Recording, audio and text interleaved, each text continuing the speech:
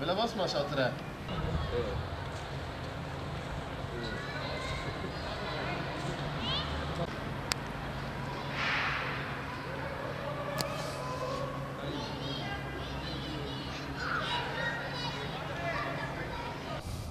Bitlisliyim.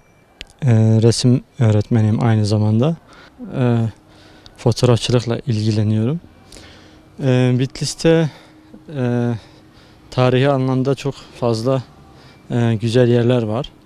Bunun yanında hem tarihi açısından hem de doğal güzelliği açısından tabii ki Bitlis'imiz çok önemli bir şehir. Bu anlamda sonbaharda farklı bir güzellik katıyor renkler ve oluşturduğu atmosfer açısından. Tarihi eserlerimizin sonbahar havasında farklı bir konuma geldiğini, farklı bir atmosfere büründüğünü görüyoruz.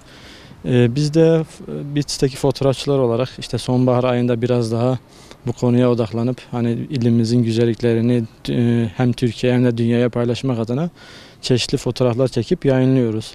Tabii sosyal medya aracılığıyla paylaşım yaptığımız bu fotoğraflar üzerinden Bitlis'i tanımak isteyen ve buraya gelmek isteyen bir sürü fotoğrafçı dostlarımız oluyor. Biz bu anlamda hem fotoğrafçılara geldikleri zaman rehberlik etme şansını yakalıyoruz. Hem de onlarla tanışıp kendi ilimizi, kültürümüzü ve yaşamımızı bir şekilde onlara tanıtıp bu amaçla ilimizin daha fazla kitleye ulaşmasını sağlıyoruz. Bu anlamda Bitlis'imize yine fotoğrafçıları davet ediyoruz. Sonbahar Bitlis'te çok farklı. Hem her mevsim güzel olması ayrı ama sonbaharın havası tabii ki de çok daha ayrı.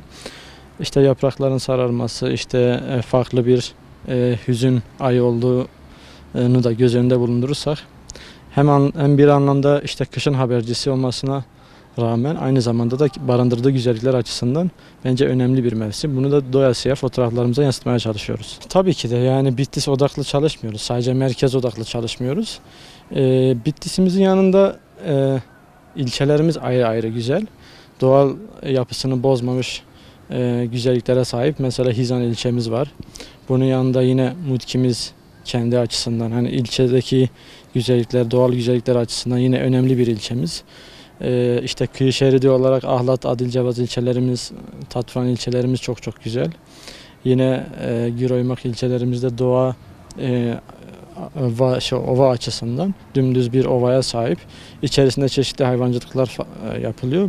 İşte sonbahar ayında tabii farklı güzellikler ortaya çıkıyor bu ilçelerimizde. Tabii sadece ilçelerimizin merkezlerinden de değil, olabildiğince en ücra köşelere kadar gidip hani hem yöremizi tanıtmaya çalışıyoruz hem de güzel kareler yakalayıp insanlarla paylaşmaya çalışıyoruz. Yani 30 yılı aşkındır burada olmama rağmen benim bile çok daha yeni gördüğüm şeyler var Bitlis'te.